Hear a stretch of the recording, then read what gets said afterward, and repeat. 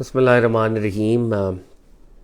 الحمد للہ رب العالمین والصلاة والسلام علی اشرف الخلائق اجمعین، سید الاولین والآخرین، امام المرسلین وخاتم النبیین، سیدنا و مولانا و شفیعنا و حبیبنا و حبیب الہ العالمین وعلی اہل بیتہ الطیبین الطاہرین الہداۃ المہدیین وصحبہ المنتجبین اجمعین۔ الصلاۃ والسلام علیک یا سیدی یا رسول اللہ وعلی آلک وصحبک یا سیدی یا حبیب اللہ۔ الصلاۃ والسلام علیک یا سیدی یا رسول اللہ وعلی آلک وصحبک یا سیدی یا حبیب اللہ۔ السلام علیکم یا سیدۃ النساء العالمین یا فاطمۃ الزہرا۔ السلام علیکم یا امیر المومنین یا علی مولا۔ السلام علیکم یا ابا محمد الحسن۔ السلام علیکم یا ابا عبداللہ الحسین۔ السلام علیکم یا شیخ جنید البغدادی۔ السلام علیکم یا شیخ علی بن عثمان حجویری۔ السلام علیکم یا شیخ عبد القادر جیلانی۔ السلام علیکم خواجہ معین الدین حسن چشتی۔ السلام علیکم یا حضرت سید میرا حسین زنجانی۔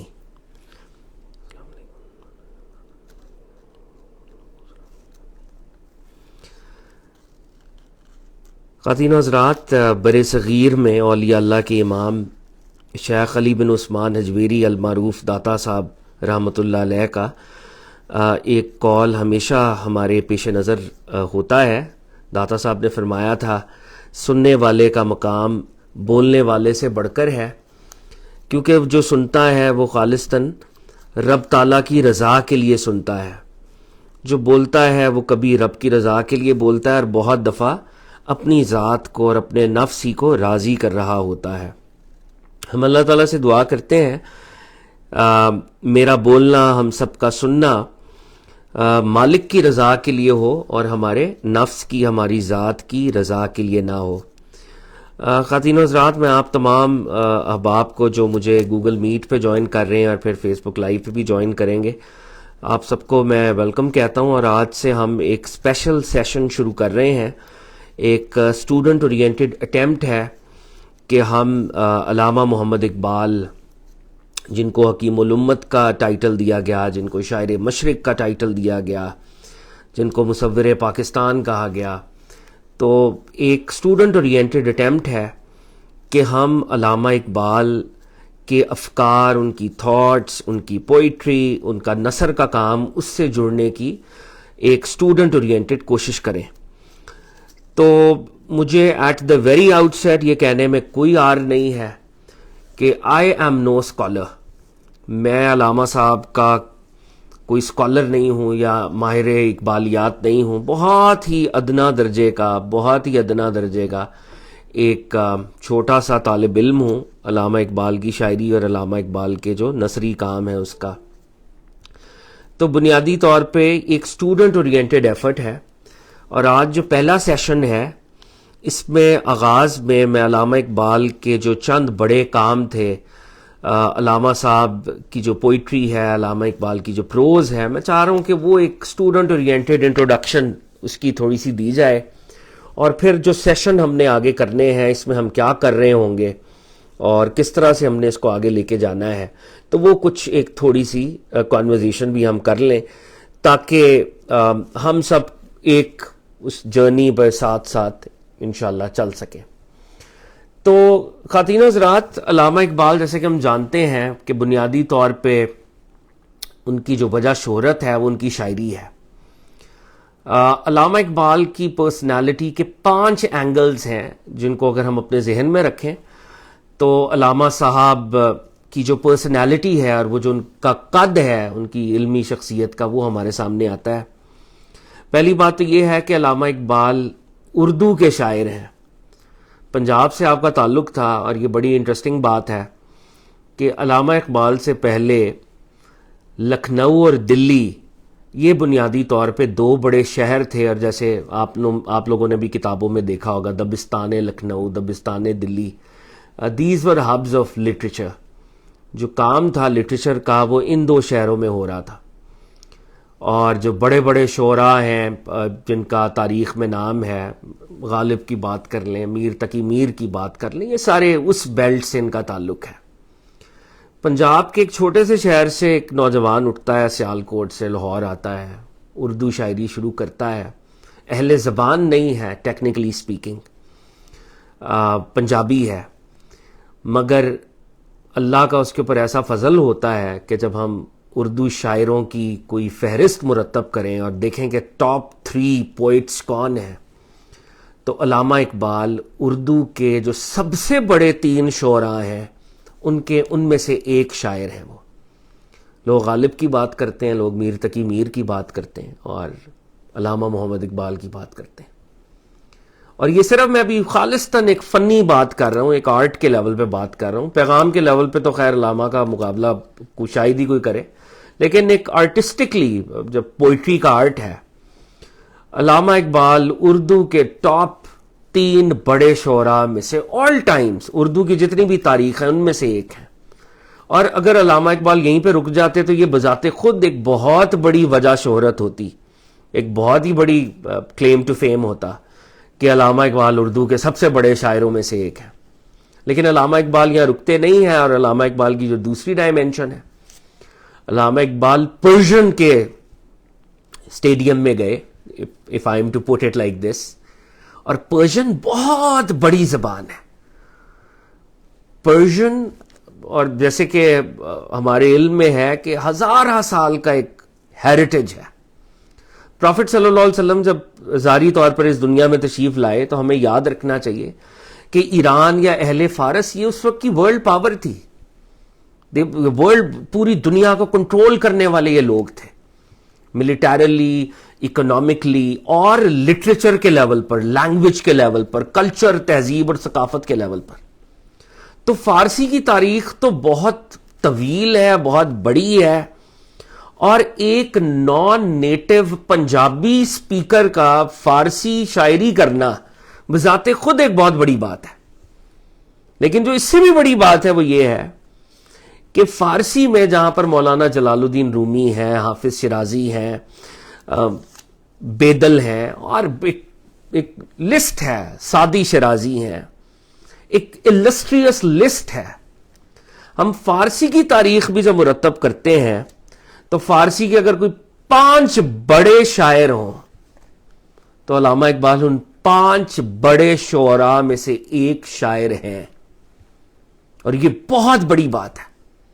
اردو میں بڑا شاعر بننا ایک پنجابی کے لیے وہ بھی بہت بڑی بات تھی، لیکن اس کا فارسی میں جا کر مولانا رومی کی کیٹیگری میں آ جانا، حافظ شیرازی کی، سعدی شیرازی کی، بیدل کی، اس کیٹیگری میں چلے جانا، فردوسی کی، ان 5 6 7 شعراء میں آ جانا، یہ بہت بڑی بات ہے۔ اور آپ سب کی، اور میں خود بھی اپنے آپ کو یاد کراتا ہوں کہ ایرانی گورنمنٹ نے جب امام رضا جو کہ بہت بڑے ہمارے اولیاء اللہ کے امام ہیں، اہل بیت کے امام میں سے ایک امام ہیں، ان کی جب ان کے روضے کی توسیع ہو رہی تھی، روضے کو رینوویٹ کیا جا رہا تھا، تو ایرانین گورنمنٹ نے ایک پورا بورڈ تشکیل دیا کہ یہاں پر ہم فارسی شعراء کا کلام بھی کندہ کروائیں گے۔ تو اس بورڈ نے علامہ اقبال کے جو کچھ شعر تھے ان کو سلیکٹ کیا، اور اقبال لاہوری جیسے ان کو جانا جاتا ہے ایران میں، تو اقبال لاہوری کے شعروں کو امام رضا کے روضے پر کندہ کروایا گیا۔ وہ ایرانی، وہ فارس کے لوگ جو کہ اپنی لینگویج پر بہت پرائیڈ لیتے ہیں، انہوں نے ایک نان نیٹو سپیکر کے شعروں کو وہاں پر لکھا۔ اس سے بڑا ٹریبیوٹ نہیں ہو سکتا علامہ اقبال کی ذات کے لیے۔ تو ایک شخص جو ہے وہ اردو کا ٹاپ پوئٹ ہے، وہ فارسی کا ٹاپ پوئٹ ہے، اور جو ان کی تیسری ڈائمینشن ہے جس پر ہم نے یہ سوچا ہے کہ ہم تھوڑی سی ایک طالب علمانہ کاوش کریں گے، وہ علامہ اقبال ایک فلسفی تھے، ایک فلاسفر تھے، ایک مسٹک تھے، مسٹک فلاسفر یوں کہنا چاہیے۔ اور علامہ کی ڈگریز اصل میں تو فلسفے میں تھیں۔ وی آل نو کہ علامہ پہلے انگلینڈ گئے، پھر وہاں سے وہ جرمنی گئے، اور جرمنی سے انہوں نے پی ایچ ڈی کی۔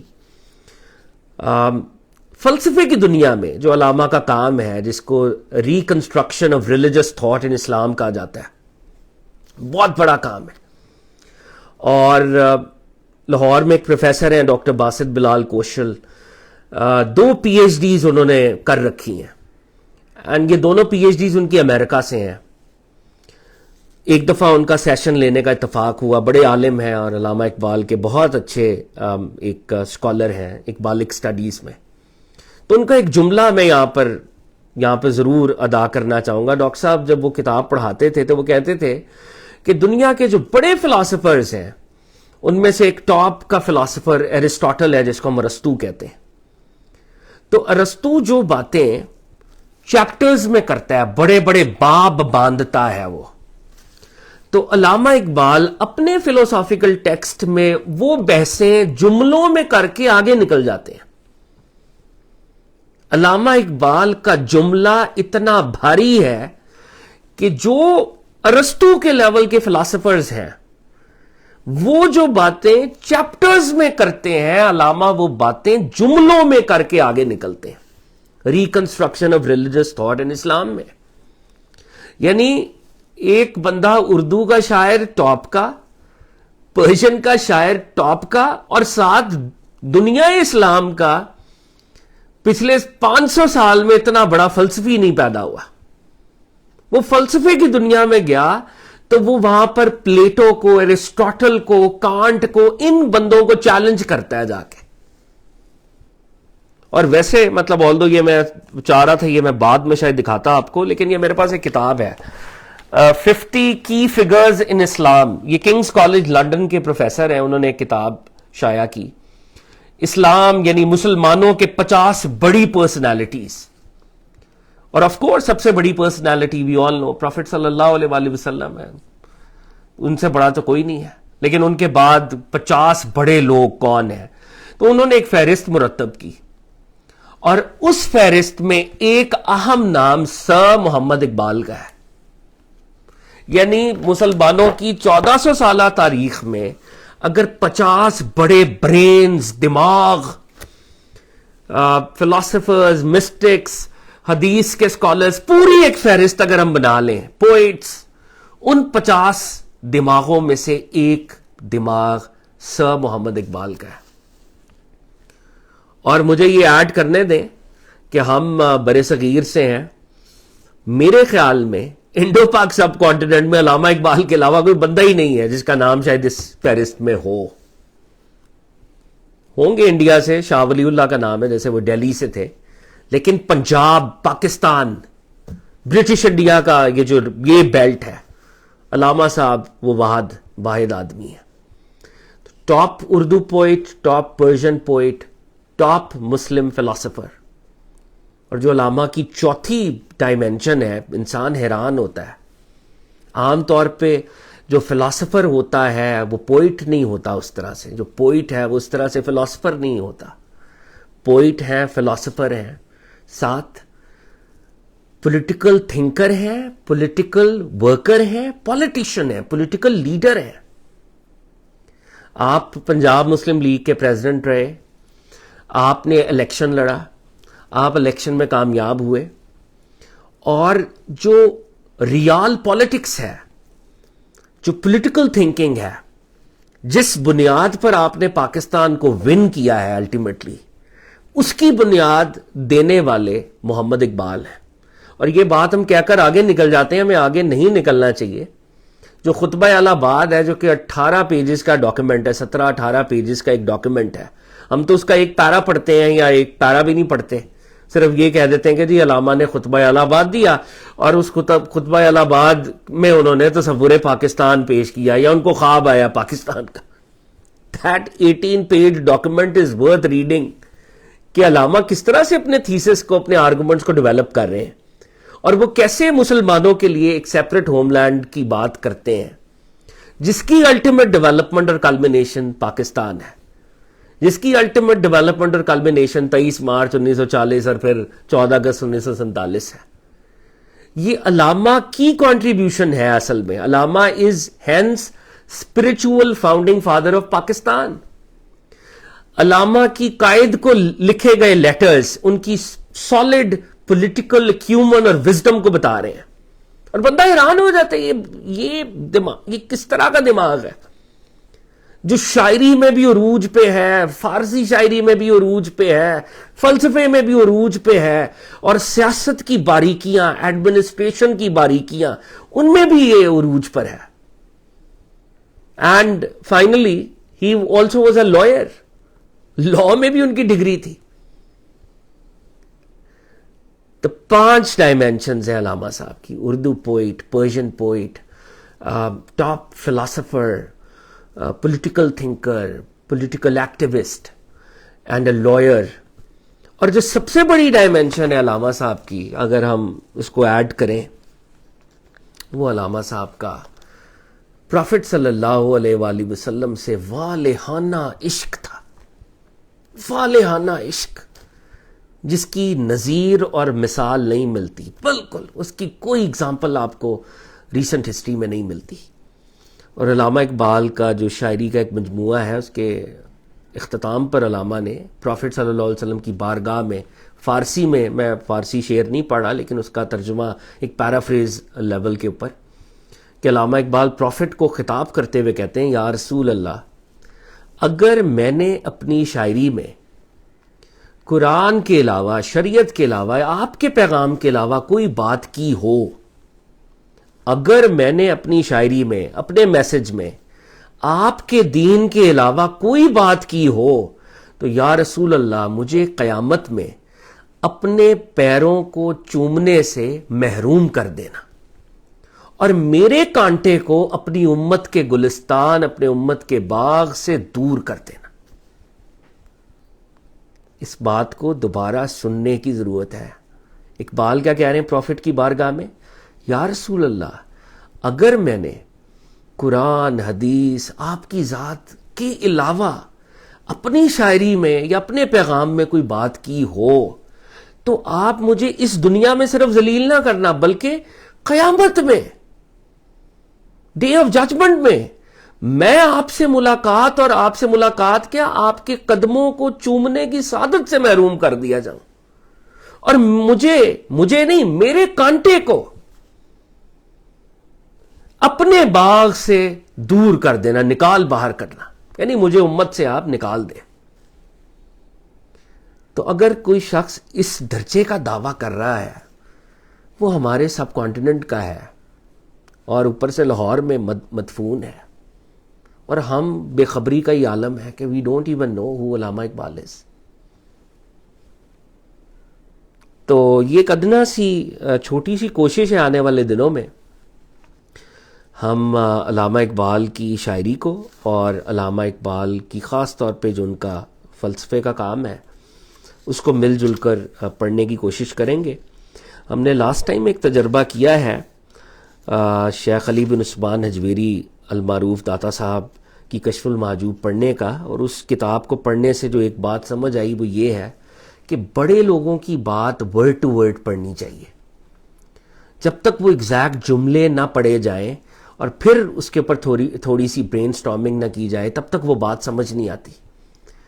تو میرا خیال ہے کہ جو آگے ہم چلیں گے اس کا بھی ایصال ثواب خاص طور پہ حضور داتا صاحب کی روح کو ہی ہم کریں گے انشاءاللہ، اور علامہ صاحب کی روح کو بھی آف کورس، کیونکہ جن کا پیغام ہم پڑھیں گے.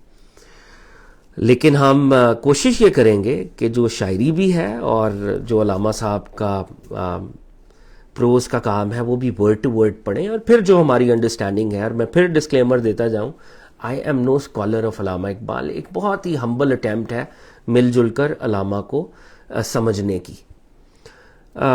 آج کے سیشن کے آغاز میں علامہ صاحب کی میں 4 جو ان کی 3 یا 4 اردو کی جو بڑی مجموعے ہیں، ان کے مجموعوں کے ناموں کے مطلب بتانا چاہوں گا آغاز میں، اور جو کتاب ابھی ہم سٹارٹ کریں گے اس کتاب کے حوالے سے بھی بات کروں گا. تو ہمیں یہ جاننا چاہیے کہ علامہ اقبال نے شاعری تو اردو میں شروع کی تھی، لیکن جو پہلا انہوں نے کام پبلش کیا وہ فارسی کا تھا، اور وہ فارسی کا جو کام ہے اس کو اسرار خودی کہتے ہیں، سیکرٹس آف دا سیلف. اور پھر ان کی دوسری طویل مثنوی تھی، طویل نظم اس کو رموز بے خودی کہتے ہیں، secrets of the self lessons.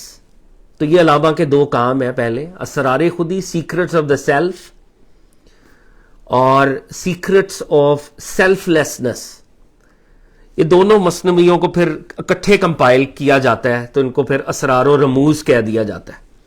ویسے یہ اسرار خودی اور رموز بے خودی ہے، اور اسرار خودی فارسی میں ہے، اور یہ ایک ماسٹر پیس ہے فارسی کا. اور علامہ کو جب اس نظم کو نکلسن، جو کہ بہت بڑے اورینٹلسٹ پروفیسر تھے، علامہ کے بھی ٹیچر رہ چکے تھے، انہوں نے جب انگریزی میں ترجمہ کیا تھا تو علامہ کو نائٹ ہوڈ، یعنی ان کو سر کا خطاب دیا گیا تھا. اور بائی دا وے علامہ اتنے بڑے تھے کہ اگر ان کو نوبیل پرائز فار لٹریچر بھی مل سکتا تھا، لیکن اس دور کی پالیٹکس تھی جو علامہ کو نہیں دیا گیا. بٹ علامہ وہ بھی ڈیزرو کرتے تھے، اتنے بڑے تھے، لیکن انہوں نے سر کا ٹائٹل دیا، جو کہ بہت بڑی، وی آل نو کہ ان کو نائٹ ہوڈ یعنی نائٹ کیا گیا. اسرار خودی میں وہ اپنا فلسفہ خودی دیتے ہیں، اور ایک سیشن ہم اس فلسفہ خودی کو بھی سمجھنے میں صرف کریں گے کہ یہ اصل میں خودی ہوتی کیا ہے. یہ شعر تو ہم بہت پڑھتے ہیں، خودی کو کر بلند اتنا کہ ہر تقدیر سے پہلے. علامہ خودی سے کیا مراد لیتے ہیں؟ ایک اسٹوڈنٹ اورینٹڈ انداز میں ہم دیکھیں گے کہ اس علامہ کا مطلب کیا ہے اس خودی کا. وی آل نو خودی خودی خودی، واٹ از خودی؟ تو بہرحال اس میں علامہ نے فلسفہ خودی کو پیش کیا تھا، اور علامہ کو نائٹ کیا گیا تھا جب اس نظم کا انگریزی میں ترجمہ ہوا تھا. مغرب کی وہ ایک وہاں پر ایک پکار پڑ گئی تھی کہ یہ بہت بڑا تھنکر ہے یہ. پھر علامہ اقبال نے اس کے بعد، جیسے ان کی اردو کا مجموعہ ہے مشہور بانگ درا. بانگ درا کا ہر کسی کو پتہ ہے. بانگ درا میں علامہ نے اس کو خود 3 حصوں میں تقسیم کیا تھا. کچھ ان کی وہ شاعری تھی جو ان کی اوائل عمر کی تھی، پھر درمیانی ان کا ایک دور تھا شاعری کا، پھر ایک آخری دور تھا شاعری کا. تو علامہ نے خود اس میں سیکشنز میں اس کو ڈیوائیڈ کیا تھا. بانگ درا کا مطلب بڑا انٹرسٹنگ ہے اگر سن لیا جائے. پرانے وقتوں میں کیراونز ہوتے تھے بڑے بڑے، اور اونٹوں کی قطاریں ہوتی تھی، 100 اونٹ قطار میں جا رہے ہیں.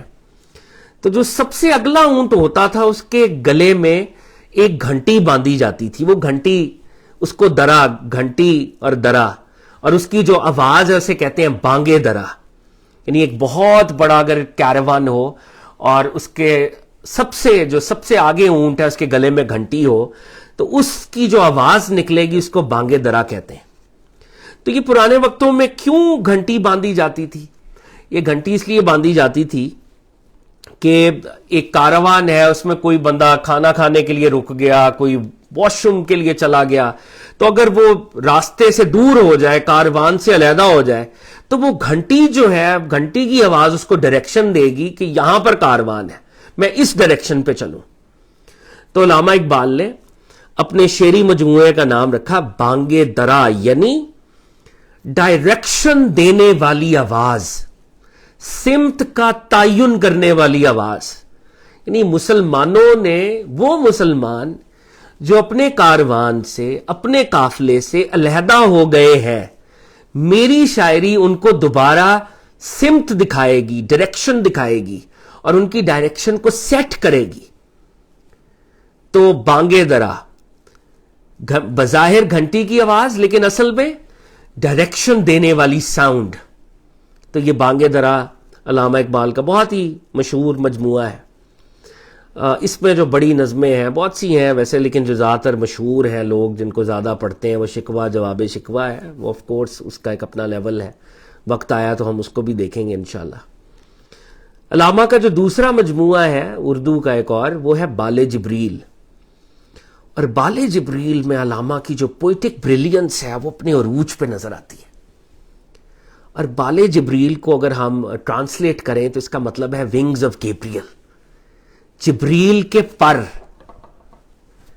اور جبریل کے پر اصل میں جبریل کی پرواز کو ڈینوٹ کر رہے ہیں، جبریل امین کی فلائٹ. اور اگر ہم حضرت جبریل کو ایز اے سمبل غور کریں تو حضرت جبریل کی 2 فلائٹس ہیں. یا تو وہ اللہ کی طرف، عروج کی طرف ان کی فلائٹ ہے، یا اللہ کے حکم سے کسی نبی کی طرف ان کی فلائٹ ہے. حضرت جبریل کی جو دو ڈائریکشنز میں جو ان کی فلائٹ عام طور پہ ہوتی ہے، یا وہ اللہ کی طرف ہے یا اللہ کے میسنجرز اور پروفٹس کی طرف ہے. تو علامہ اقبال اپنے ریڈر کو حضرت جبریل کی پرواز دینا چاہتے ہیں. دا فلائٹ آف گیبریل، بالکل جس طرح وہ عروج کی طرف اللہ کی طرف اس کا رخ ہے یا انبیاء کی طرف رخ ہے.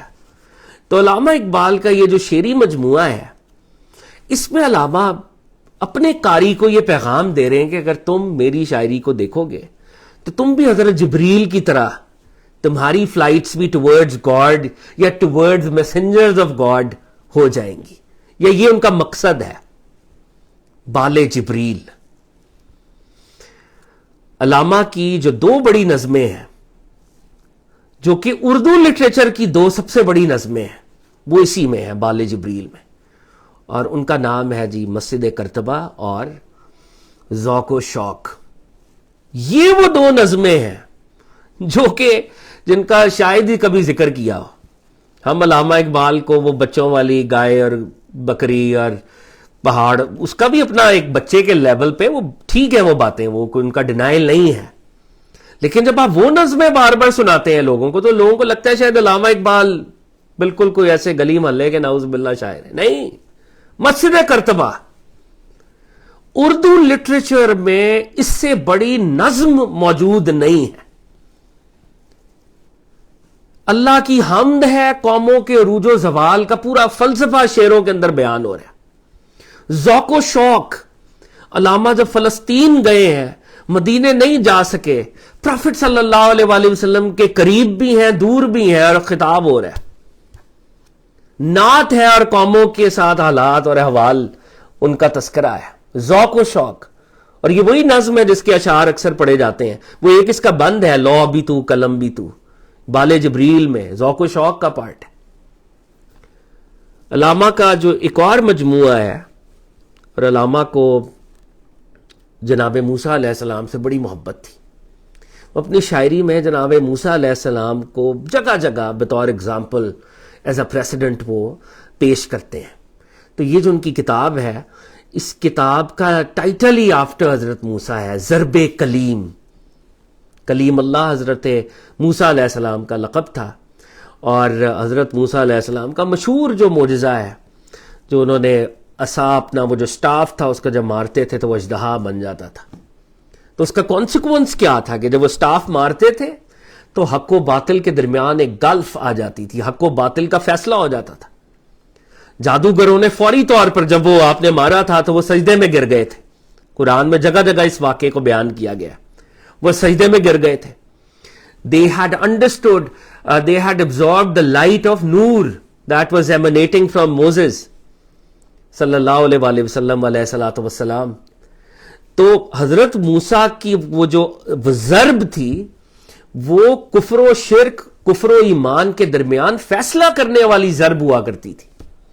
تو علامہ اقبال انسپائر ہوئے، اور ان کی کتاب کا نام کیا ہے؟ ضرب کلیم. اور اس میں بریکٹ میں وہ کہتے ہیں دور حاضر کے خلاف اعلان جنگ، ماڈرنٹی کے خلاف میں وار میں ہوں. وہ ماڈرنٹی جو میری نیشن کو اسلام سے، پروفٹ سے، رب العزت سے دور کر رہی ہے، میں اس کے خلاف وار ڈکلیئر کر رہا ہوں. علامہ اقبال نے اس کے اندر سب ٹائٹل بھی دیا ہوا ہے ضرب کلیم کے اندر. تو یہ ضرب کلیم ہے جس کو اس کے انگریزی میں بھی علامہ کا کام ٹرانسلیٹ ہوا تو انہوں نے ٹرانسلیٹ کیا سٹاف آف موزس کے نام سے یا راڈ آف موزس کے نام سے. یہ علامہ کا کام اس کو ٹرانسلیٹ کیا ہے. اور علامہ کی جو ٹورڈز دی اینڈ ان کی اردو شاعری تھی، کچھ پارٹ اس کا فارسی میں ہے، کچھ اردو میں. اس کو ارمغان حجاز کہتے ہیں، حجاز کا تحفہ. تو یہ علامہ کے اردو کے 3-4 یہ مجموعے ہیں، بانگ درا، بال جبریل، ضرب کلیم اور ارمغان حجاز. آپ دیکھیں کہ ان کے ٹائٹلز ڈیفرنٹ ہیں. آج کل شاعری کے نام پر فلتھ بچوں کو دی جا رہی ہے، مشاعروں کے نام پر فلتھ، گاربیج دیا جا رہا ہے انہیں. علامہ کے شعری مجموعوں کے ٹائٹلز ہی ڈیفرنٹ ہیں. علامہ کے اگر فارسی کام میں دیکھیں تو علامہ کے زبور عجم، زبور جیسے کہ ہم جانتے ہیں کہ جناب داؤد علیہ السلام کی وہ جو مناجات تھیں، سامز آف ڈیوڈ جنہیں کہتے ہیں، تو علامہ کہہ رہے ہیں میں ادھر سے نہیں ہوں. حضرت داؤد تو آپ کو پتہ ہے پیلسٹائن اور ادھر یعنی وہ ایک لیول پہ عرب بیلٹ بن جاتی ہے، تو میں تو نان عرب ہوں، میں اجمی ہوں، تو میری بھی مناجات ہے. حضرت داؤد علیہ السلام جیسے اللہ سے دعائیں کرتے ہیں، مناجات کرتے ہیں، خوبصورت فارسی کی غزلیں جس میں ان کی غزلیات کا ایک ماسٹر پیس آپ کو نظر آئے گا، وہ زبور عجم میں، کہ یعنی نان عربز کی زبور، سامز، دعائیں. اور علامہ کا جو ایک بہت بڑا کام ہے جس پہ علامہ کو بہت فخر تھا اور وہ بہت بڑا کام تھا، اس کو جاوید نامہ کہتے ہیں، فارسی میں جاوید نامہ، ماسٹر پیس. اردو ترجمہ ملتا ہے، اس کو دیکھیں جن کو فارسی نہیں آتی، مجھے بھی نہیں آتی ویسے فور دیٹ میٹر. بریلینٹ. علامہ اقبال اپنے مرشد حضرت جلال الدین رومی کے ساتھ معراج کے سفر پہ جاتے ہیں، مختلف آسمانوں پہ جاتے ہیں، مختلف پلانٹس کی سیر کرتے ہیں، مختلف کرداروں سے ملتے ہیں، ان کرداروں کے ساتھ ان کا مکالمہ ہوتا ہے، اور علامہ اقبال ان کو گرل کرتے ہیں، ان سے پوچھتے ہیں، ان سے بات چیت کرتے ہیں. اور وہ 7 طرح کے یا 9 طرح کے جہان ہیں جہاں پہ علامہ اقبال جا رہے ہیں، اور ان کے ٹیچر مولانا جلال الدین رومی ان کے ساتھ ہیں. جاوید نامہ. اور بائی دا وے گائز، جن تک یہ آواز پہنچے گی، کبھی کبھی یوں لگتا ہے کہ یہ بات تخیل نہیں ہے، امیجنیشن نہیں ہے. شاعر لوگ امیجنیشن بھی کرتے ہیں آف کورس، لیکن کیا یہ باقی شاعر کیوں نہیں معراج پہ جاتے اپنی امیجنیشن میں؟ یہ کیوں نہیں آسمانوں پہ جاتے، وہاں پر مختلف اولیاء سے ملتے اور مختلف فرشتوں سے ملتے اور کرداروں سے ملتے اور پھر ہمیں ان کی کہانی بتائیں؟ اور یہ کیوں نہیں جاتے؟ تو آئی ڈونٹ نو، مجھے نہیں پتا، علامہ صاحب نوز بیسٹ، یا اللہ knows best for that matter, کہ جاوید نامہ امیجنیشن ہے، حقیقت ہے، ایکسپیرینس ہے. اللہ نوز بیسٹ یا علامہ صاحب نوز بیسٹ. مگر لگتا یوں ہے کہ یہ سفر حقیقی ہے، جیسے واقعی مولانا جلال الدین رومی ان کے مرشد ان کو لے کے گئے ہیں، اور وہ علامہ کا ایک بہت بڑا کام ہے جسے کہتے ہیں میگنم اوپس. تو یہ علامہ کے چند بڑے کام ہیں، اور جس کام کو ہم نے موضوع بنانا ہے اگلے کچھ دنوں میں وہ یہ ہے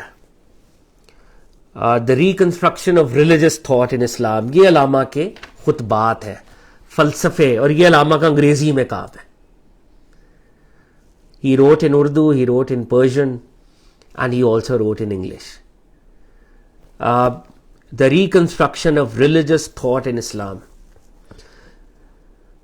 علامہ نے یہ خطبات کیوں دیے، اور اس پہ تھوڑی سی ہم بات کریں گے، اور ایک پیرا آج ہم برکت کے لیے آغاز میں پڑھیں گے اور پھر کلمینیٹ کریں گے آج کی سٹنگ کو. علامہ صاحب جس دور میں پیدا ہوئے اور پھر بڑے ہوئے، وہ ایک انڈو پاک سب کانٹیننٹ، یو آل نو، اور جتنے اور بھی مسلمان ملک تھے، ممالک تھے، وہ سب کالونیز تھے. کوئی برٹش کالونی، کوئی ڈچ کالونی، کوئی فرینچ کالونی. تو مسلمانوں کے جو آج 55 ممالک ہیں، شاید ایک آدھ کوئی ترکی شاید آپ کہہ سکتے ہیں کسی حد تک کہ وہ بھی مرد بیمار ہی تھا، وہ کوئی اس طرح سے اس کا کوئی رول نہیں رہ گیا تھا، خلافت عثمانیہ بھی ختم ہو گئی تھی. تو ایک مسلمانوں کا ایک زوال کا دور تھا، بالکل زوال کا، پولیٹیکلی، ملیٹریلی، ہر طرف مسلمانوں کو مار پڑ رہی تھی، زوال، ٹوٹل ڈکلائن. اور ڈکلائن کے دور میں ایک خاص قسم کا تصوف اور خاص قسم کی خانقاہیت وہ عروج پہ تھی کہ یار اگر مار پڑ رہی ہے تو کوئی بات نہیں، دنیا چند روزہ ہے، ہم اپنی نمازیں روزے پڑھیں، اپنے تزکیے کریں، باطنی سفر کریں، دنیا کو چھوڑ دیں. علامہ Iqbal had a problem with this entire mindset.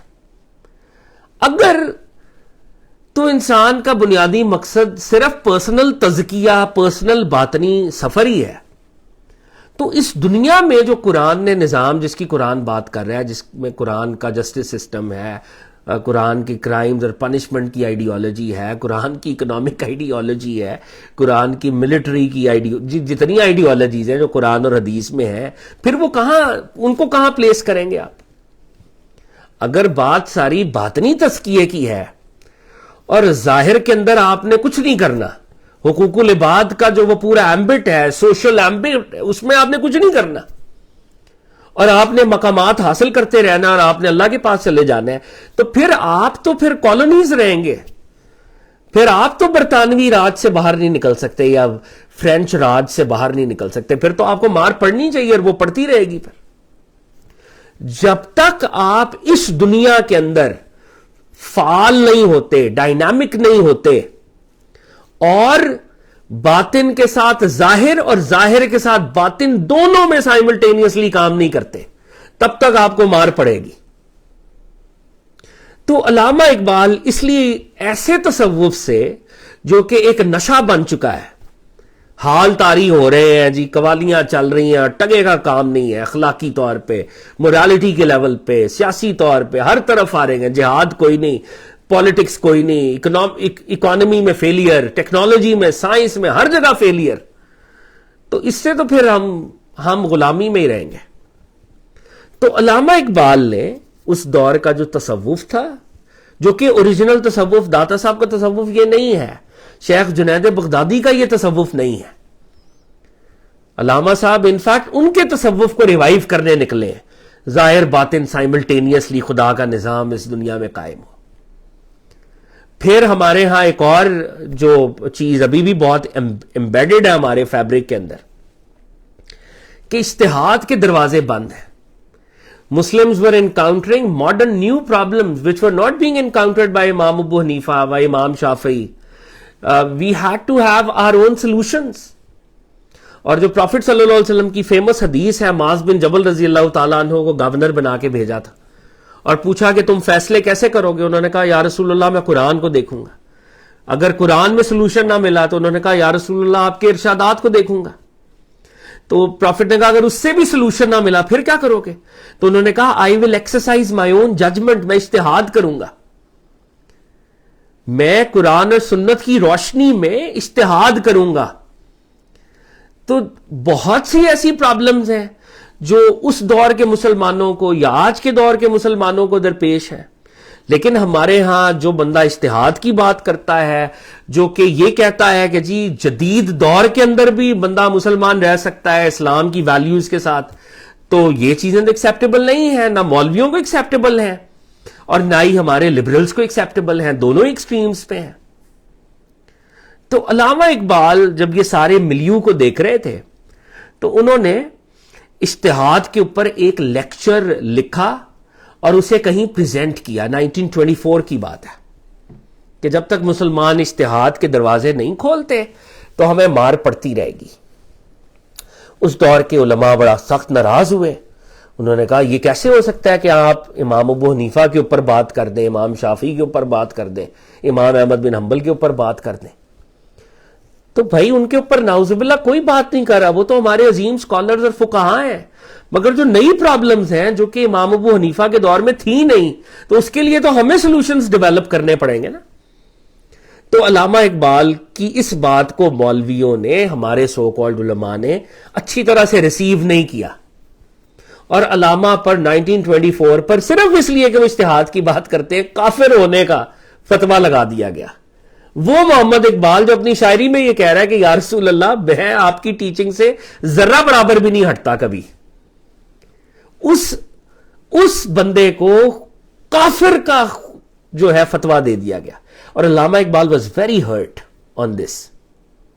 لیکن کچھ اللہ والے بھی تھے، جب ساؤتھ انڈیا میں مدراس میں ایک اس دور کے کوئی فلینتھروپسٹ مسلمان تھے، سیٹ جمال غالباً ان کا نام تھا، ان تک یہ نیوز آئی کہ محمد اقبال نے کوئی اجتہاد کے اوپر خطبہ لکھا ہے اور ان کے اوپر کفر کا فتویٰ دے دیا گیا، تو وہ اپنی ایک ایسوسیشن مسلمانوں کی بھی چلاتے تھے، خود ایک ویلدی آدمی تھے لیکن مسلمانوں کے سکول کالج اس طرح سے چلاتے تھے۔ انہوں نے علامہ اقبال کو خط لکھا کہ یہ جو اجتہاد کی آپ بات کر رہے ہیں اور جو دیگر پرابلمز ہیں جو فلسافیکل ان نیچر ہیں، بچے کہتے ہیں کہ جی ایتھزم، اس دور میں بھی یہ باتیں ہو رہی تھی کہ خدا کو مانے نہ مانے یہ ساری چیزیں، تو آپ ان ٹاپکس کے اوپر کچھ لیکچرز دیں اور ان لیکچرز کو یہاں آ کے ڈیلیور کریں۔ ہم آپ کو اسپانسر کریں گے ساؤتھ انڈیا میں. یہ پنجاب اور نارتھ انڈیا کے مولوی تو آپ کے پیچھے پڑ گئے ہیں, آپ چھوڑ دیں ان کو, ہم آپ کے ساتھ ہیں, ویل سپورٹ یو. تو علامہ اقبال کو انہوں نے آفر دی اور علامہ نے اس کو ایکسپٹ کر لیا 1924-25 میں کہ میں جو مسلمانوں کے جو فلوسافیکل ڈیپ پرابلمز ہیں ان کے سلوشنز کے اوپر کام کروں گا. اور پھر علامہ اقبال نے اٹ ٹک ہم 5 لانگ ایئرس, 5 سال علامہ اقبال نے محنت کی.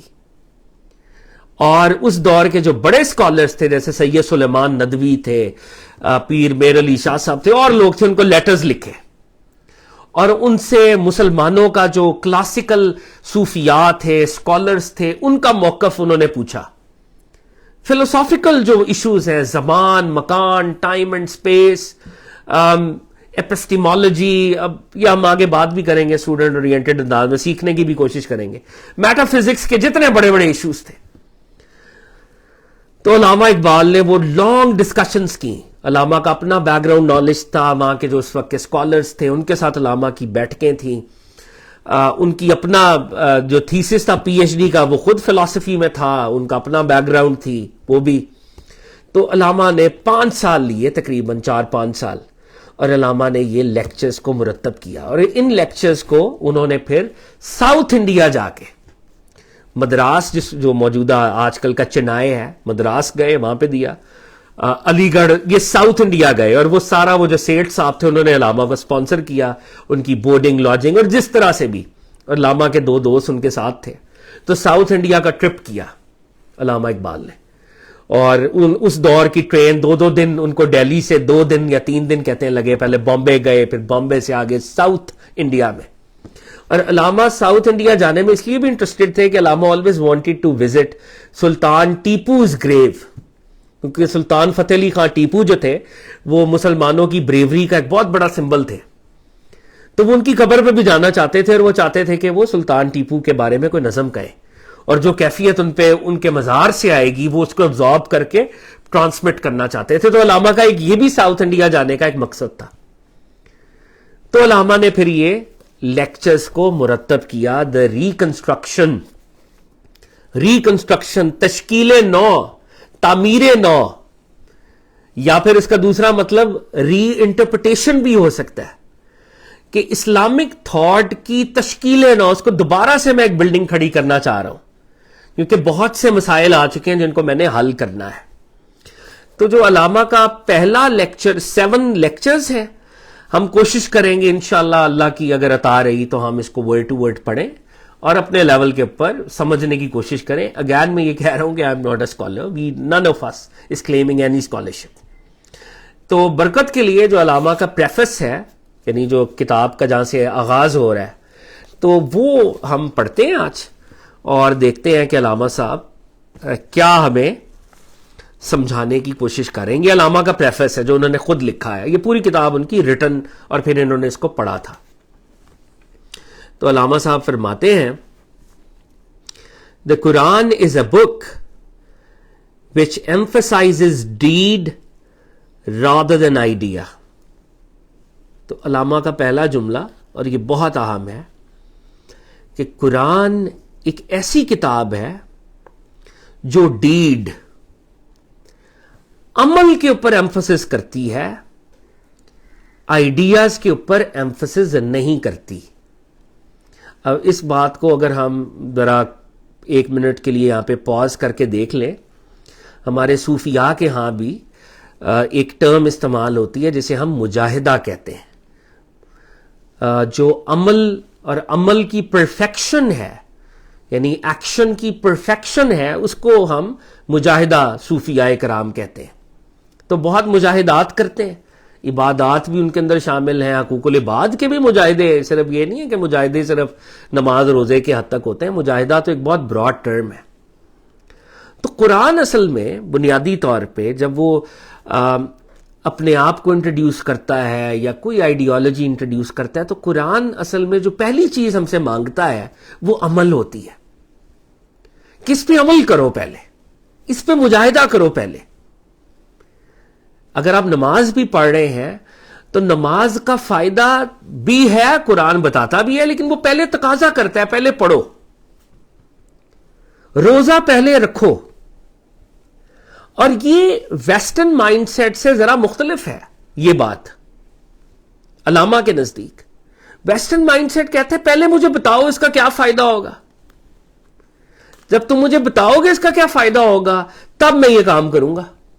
یعنی ویسٹرن مائنڈ ایک ٹرانزیکشنل مائنڈ ہے, کاسٹ بینیفٹ انالیسس کرتا ہے. آج کل کے بچے بھی کرتے ہیں, سر ہم علامہ کیوں پڑھے, اس سے کوئی نوکری ملتی ہے, اس سے کوئی پیسہ ملتا ہے, ہم یہ کام کیوں کریں, یہ ہمیں کیا فائدہ دے گا, یا آپ یہ جو کتابیں پڑھتے ہیں ان کا فائدہ کیا ہے, what is the tangible out come of what I am doing.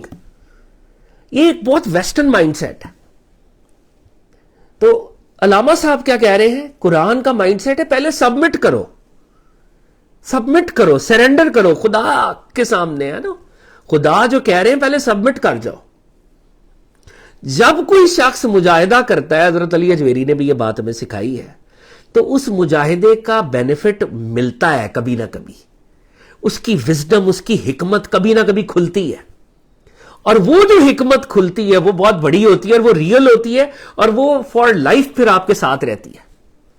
اگر پہلے کسی کو کہتے ہیں نماز پڑھنے کا یہ فائدہ ہوتا ہے, یہ دیکھو تمہیں میڈیکل فائدے ہیں, یہ فائدے ہیں, اچھا پڑھ لو آپ, اور ایک شخص اپنی فری ول سے سبمٹ کرتا ہے اللہ کے سامنے, نماز پڑھنا شروع کرتا ہے, پھر جو اللہ کی طرف سے نماز کی حکمت اس کے اوپر کھلتی ہے وہ بہت بڑی ہوتی ہے, اور وہ ریئل ہوتی ہے, اور وہ فار ایور ہوتی ہے. تو علامہ صاحب نے ایک فقرے کے اندر وہ جو ڈاکٹر باسط صاحب نے کہا کہ یہ بات تو اصل میں چیپٹرز کی ہے, جو علامہ نے ایک جملے میں کر دیا, جملہ بہت بھاری ہے. The Quran is a book which emphasizes deed rather than idea. اب آئیڈیا جو ورڈ ہے اس کے فلسفے کی دنیا میں خاص معنی بھی ہیں, ابھی ہم ان معنوں کی طرف نہیں جا رہے. اور یہ میں آپ کو ایک بات آغاز میں کہہ دوں, کیونکہ میں خود جاہل ہوں, تو یہ بات مان لینی چاہیے اور کر بھی دینی چاہیے. بعض اوقات جب کمپلیکیٹڈ ٹیکسٹ بڑا شخص بڑے لیول کے پر بات کر رہا ہوتا ہے, ملٹیپل فیکٹرز کو دیکھ رہا ہوتا ہے, لیکن ہم جو چھوٹے دماغ کے لوگ ہیں, ہم بعض اوقات چیزوں کو سمجھانے کے لیے سمپلیفائی کریں گے, یہ کرتے ہیں وقتی طور پہ. بات شاید کہیں بڑی ہو رہی ہوگی, لیکن ہم اس کو تھوڑا سا پیرافریز اور سمپلیفائی کریں گے اپنی ایکسپلینیشن میں, تاکہ ہم قریب پہنچ جائیں. باقی علامہ صاحب اس سے شاید بہت بڑی بات کر رہے ہیں, یہ میں پھر کہہ رہا ہوں. تو علامہ کہہ رہے ہیں the Quran is a book which emphasizes deed rather than idea. There are, however, men to whom it is not possible organically to assimilate an alien universe by reliving as a vital process. اب یہ جملہ ذرا لمبا ہو گیا, لیکن ہم اس کو ذرا دیکھیں. علامہ نے کہا دیکھیں قرآن تو ڈیڈ کی کتاب ہے, آئیڈیا کی نہیں ہے. But there are men, لیکن کچھ لوگ ایسے ہیں, for them it is not possible, ان کے لیے یہ بات پاسبل نہیں ہے, to assimilate, assimilate کہتے ہیں absorb کرنے کو, ان کے لیے یہ چیز پاسبل نہیں ہے کہ وہ ایک ایلین یونیورس کو, یعنی دیکھیں اگر قرآن کہہ رہا ہے جی اللہ ایک ہے, میں نے تو نہیں دیکھا, میرے لیے یہ اس وقت یہ کانسیپٹ ایلین ہے, اللہ کا ایک ہونا میرے لیے ایک فارن کانسیپٹ ہے, ایلین ہے, میں نے کون سا دیکھا ہے اس اللہ کو. تو عام بندہ کہتا ہے یار کہ یہ جو چیزیں ہیں which are foreign to me, جو میرے سے ایلین ہیں یا خارج میں ہیں, مجھ سے دور ہیں, میں ان باتوں پر سبمٹ کیوں کروں پہلے. بہت سے لوگ کہتے ہیں میں کیوں سبمٹ کروں بھائی. تو دا صاحب کہہ رہے ہیں, علامہ اقبال کہہ رہے ہیں however there are men to whom it is not possible to organically assimilate an alien universe by reliving. reliving یعنی ڈیڈ, جب آپ ڈیڈ پہ چلیں گے تو آپ لیو کر رہے ہو نا, ری لیو کر رہے ہو یا لیو کر رہے ہو. اچھا ایک چیز جو اور میں آغاز میں کہہ دوں آج, کہ اس کتاب کا ہونا بڑا ضروری ہے اگر آپ اس سیشن کو انجوائے کرنا چاہتے ہیں یا سمجھنا چاہتے ہیں. اگر کتاب نہیں ہوگی تو we'll be wandering left right and centre. The reconstruction of religious thought in Islam کا یہ ٹیکسٹ یہ ایزیلی اویلیبل ہے, پی ڈی ایف میں ہر جگہ آپ کو مل جائے گا. ریڈنگز لاہور نے بھی آج کل اس کو ایک چھاپ رہے ہیں, وہ بھی بہت اچھا کام کر رہے ہیں.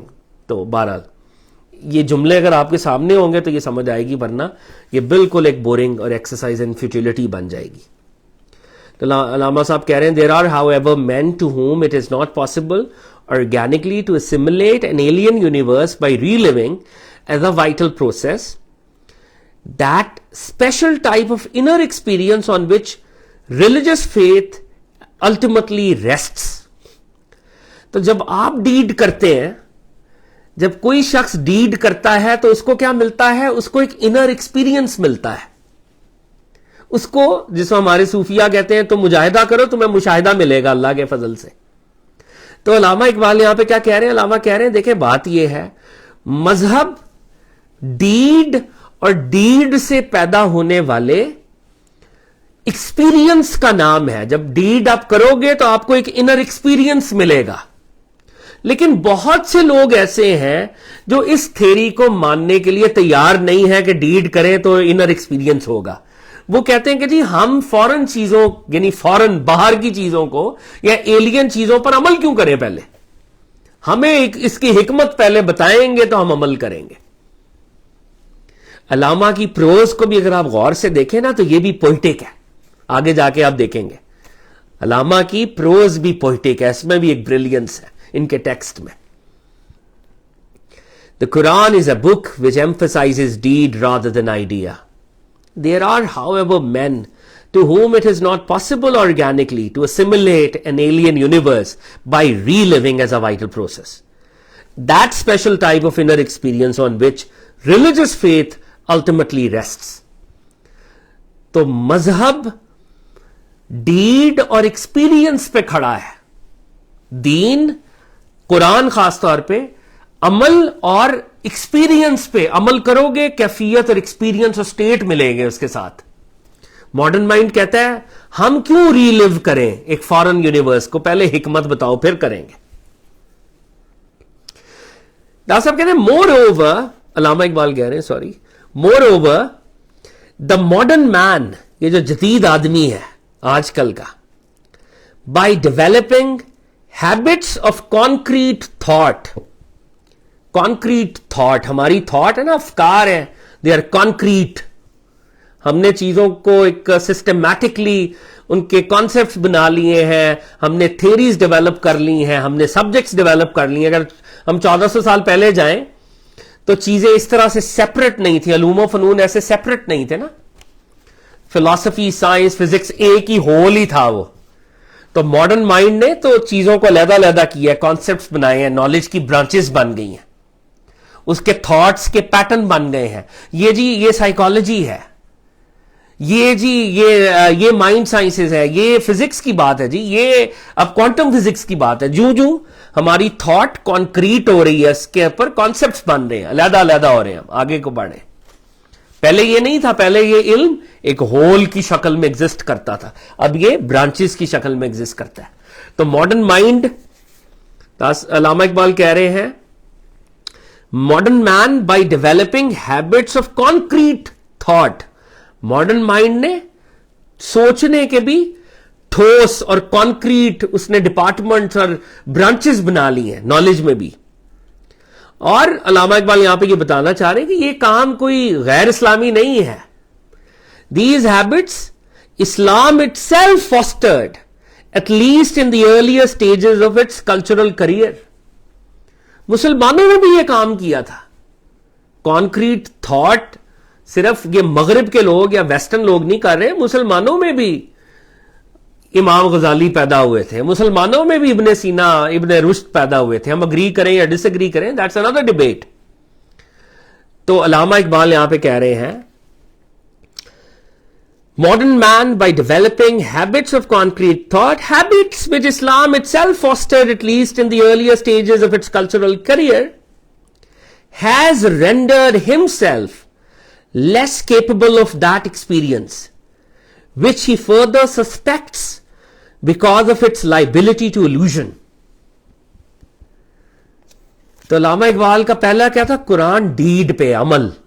عمل سے آپ کو کیا ملتا ہے؟ انر ایکسپیرینس, کیفیت ملتی ہے, حال ملتا ہے, جس کو صوفیہ کہتے ہیں حال. آپ کو حکمت ملتی ہے باطنی طور پہ.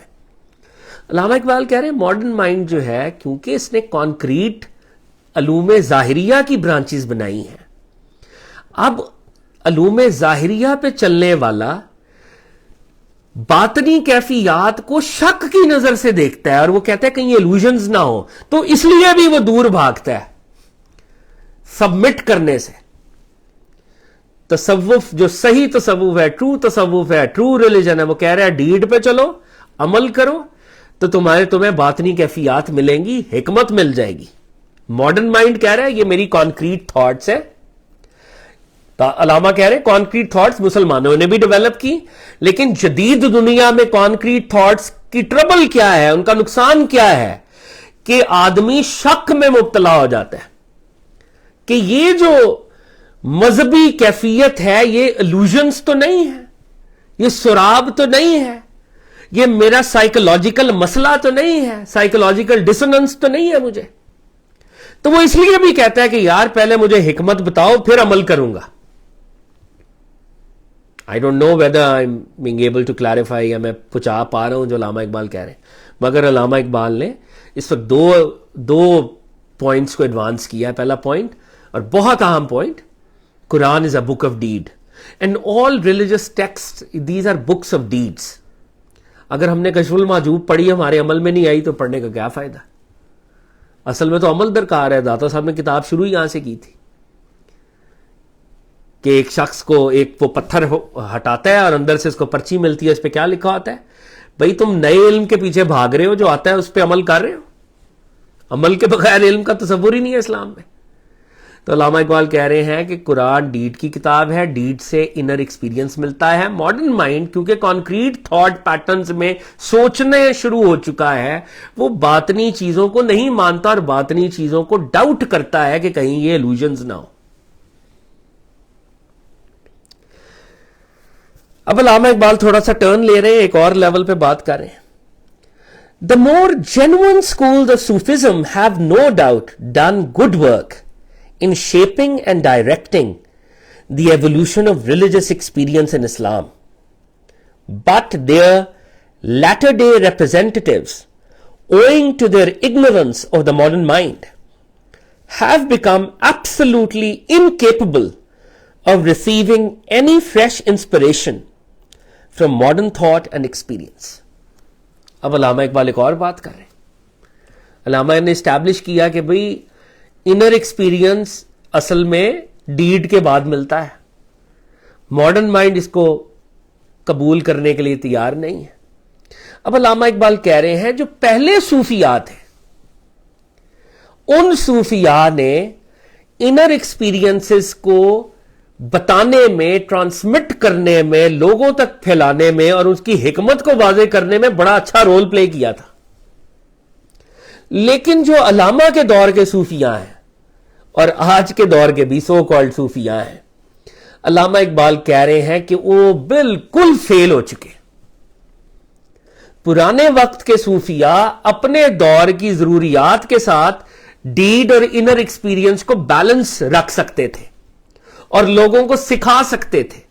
اس دنیا کے تقاضے، اس دور کے تقاضے اور انر ایکسپیرینس، ان دونوں کو ساتھ لے کے چلتے تھے. مگر علامہ اقبال کے دور کے صوفی اور ہمارے دور کے صوفی فیل ہو چکے ہیں. بھئی جس بندے کو E=mc² کا پتہ ہی نہیں ہے وہ کیا آپ کو آگے بتائے گا میٹا فزکس کی؟ اب وہ صوفی کیا بتائے گا آپ کو؟ جو صوفی صرف آپ کو یہ کہہ رہا ہے یار یہ 70 دفعہ یہ اللہ کا نام پڑھیں، یہ پڑھیں، آپ کے بیٹی کے رشتے ہو جائیں گے، بچے کو جاب مل جائے گی، آپ دنیا میں جنت میں گزار، اس کو کیا پتا یہ بحثیں کیا ہیں؟ پرانے صوفیات داتا صاحب کی طرح کے، جنید بغدادی کی طرح کے، وہ جو بڑی بحثیں تھیں ان کے پر بات کرتے تھے، لوگوں کو بتاتے تھے. ابن عربی کی طرح کے، شیخ مجدد الفسانی کی طرح کے. بعد کے صوفیاء کیا ہیں جی؟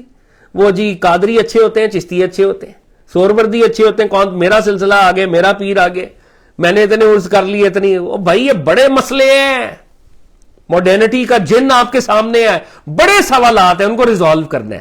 وہ ریزالو کرنے کی طاقت ہی نہیں. تو علامہ صاحب کہہ رہے ہیں جو جینوئن سکولز آف صوفیزم تھے انہوں نے تو بہت زبردست کام کیا اور انہوں نے ریلیجس ایکسپیرینس جو ہے اس کے حوالے سے اس کو ایوالو بھی کرایا, اس کو شیپ بھی کیا, ٹرانسمٹ بھی کیا, لوگوں تک باتیں پہنچائیں. لیکن یہ جو آج کل کے صوفیاء ہیں, سو کالڈ سوڈو صوفی کہہ لیں, ان کی جہالت کا یہ عالم ہے کہ یہ ماڈرن مائنڈ کو سمجھ ہی نہیں سکتے, ماڈرن مائنڈ کے مسائل کو ایڈریس ہی نہیں کر سکتے, ماڈرن دنیا کی میٹا فزیکل باتوں کو ایڈریس ہی نہیں کر سکتے. اگر کوئی اسٹیفن ہاکنگ آ جائے, ریچرڈ ڈاکنز آ جائے, تو داتا صاحب اور شیخ جنید تو اس کو شاید جواب دے سکتے تھے. آج کل کے جو ہمارے رنگ برنگے سو کالڈ سوڈو صوفیز ہیں, وہ ان کو تو سمجھ ہی نہیں ہے نا کہ یہ کیا کہہ رہا ہے ریچرڈ ڈاکنز اور اسٹیفن ہاکنگ. تو علامہ اقبال یہاں پہ ایک رونا رو رہے ہیں.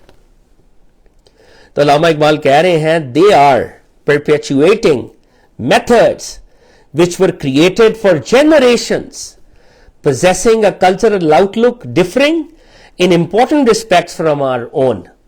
تو یہ جو آج کل کے صوفیاء ہیں, یہ فرسودہ روایات کو, پرانی باتوں کو, جو ماڈرن, جن کا کوئی تعلق ہی نہیں آج کی دنیا کے ساتھ, یہ ان کے اندر پھنسے ہوئے ہیں.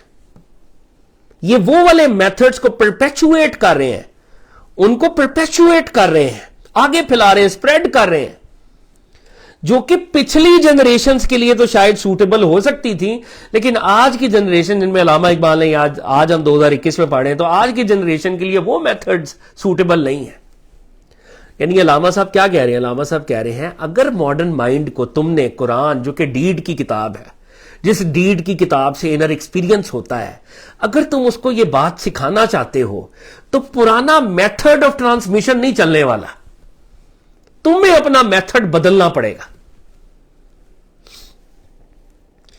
اب علامہ اقبال قرآن کی ایک آیت کا ایک ٹکڑا یہاں پہ انہوں نے پیش کیا ہے. اور جیسے کہ ہم جانتے ہیں, علامہ عربک کے بہت بڑے اسکالر تھے, اور قرآن فہمی اور قرآن کی قرات ان کا بہت ایک اہم مشغلہ تھا. اس کتاب میں بھی, دیگر کتب میں بھی جگہ جگہ ریفرنسز قرآن سے دیں گے. تو علامہ صاحب فرماتے ہیں, یور کریشن اینڈ ریزریکشن, تمہارا خلق کیا جانا اور تمہارا دوبارہ اٹھایا جانا, your creation and resurrection says the Quran are like the creation and resurrection of a single soul. تمہارا خلق کیا جانا اور تمہارا دوبارہ اٹھایا جانا ایسے ہے جیسے ایک سنگل سول, ایک سنگل یونیفائڈ اینٹی. سول نفس کو جان کے معنوں میں استعمال ہوتا ہے, نفس, سول. اب اس قرآن کی ایک آیت کو اگر ہم 1 منٹ کے لیے رکیں اور اس پہ اللہ تعالیٰ اور علامہ اقبال نے اس کو یوز کیا, تو کیا بات ہو رہی ہے یہاں پہ. ہم 1970 میں پیدا ہوئے, فوت ہو گئے, اللہ ہمیں دوبارہ اٹھائے گا. جو بھی اس وقت ٹائم تو ختم ہو جائے گا, یہ والا ٹائم, مگر ہم دوبارہ اٹھیں گے. اللہ رب العزت کہہ رہے ہیں, تم ایک ہی ہو,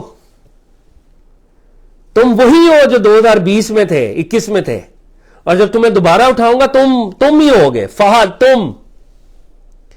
یعنی انسان کے اندر اللہ رب العزت نے ایک کنٹینیوٹی رکھی ہے, اور یہ کنٹینیوٹی آپ سے تقاضا کر رہی ہے کہ آپ جس زمانے میں ہو یا جس سپیس میں ہو, جس مکان میں ہو, آپ اس زمانے یا اس مکان کے مطابق ایڈجسٹمنٹ کریں.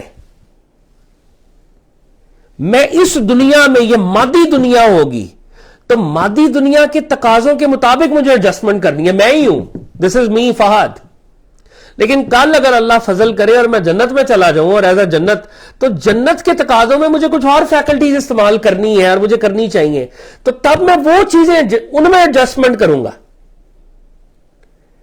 یعنی علامہ صاحب یہ کہنا چاہ رہے ہیں, دین تو وہی ہے اصل میں جو 1400 سال پہلے تھا, آج بھی وہی ہے, مگر جیسے زمانہ بدلتا ہے, جیسے زمانے کے عصری تقاضے بدلتے ہیں, تو کچھ ایڈجسٹمنٹس کرنی پڑتی ہیں, کچھ اجتہاد کرنا پڑتا ہے. اگر پہلے عشق کی زیادہ بات ہو رہی تھی, آج کے لوگوں کو عشق الہی سمجھ نہیں آ رہا, ریشنالٹی سمجھ آ رہی ہے, تو ریشنالٹی سکھانی پڑے گی ان کو. Your creation and resurrection is that of a single soul. यानी इस्लाम एज अ रिलीजन भी एक होल है, और जो होल है अगर उसको आप रैशनली डिफेंड करते हैं, लोगों को रैशनली समझ आती हैं चीजें तो रैशनली समझा दें, अगर उन्हें लव से समझ आती हैं आप लव से समझा दें.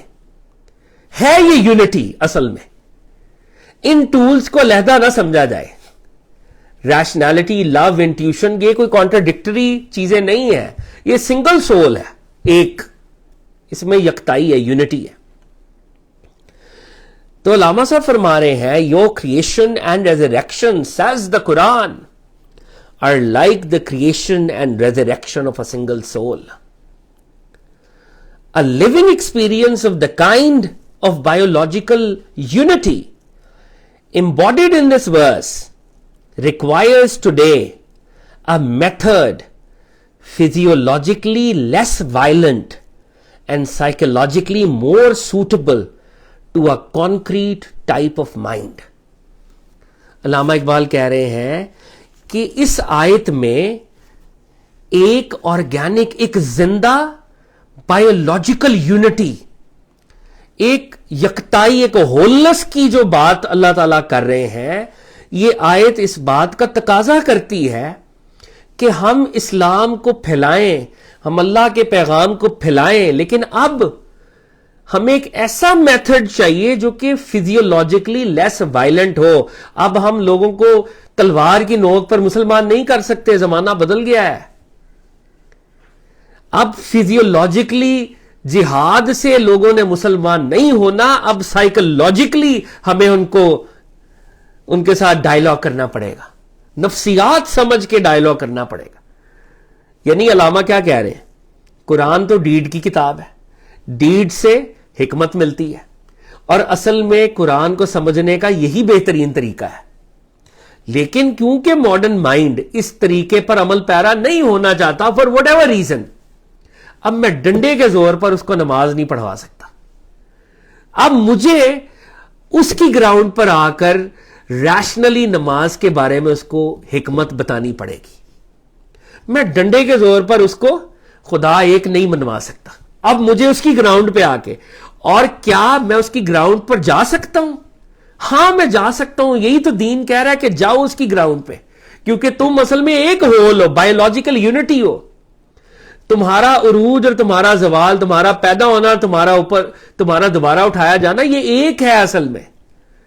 तो तुम क्योंकि एक हो, उस एक होने के नाते तुम जिस टाइम, जिस स्पेस और जिस जमाने में हो, उसके तकाजों के मुताबिक अपने आप को एडजस्ट किया करो.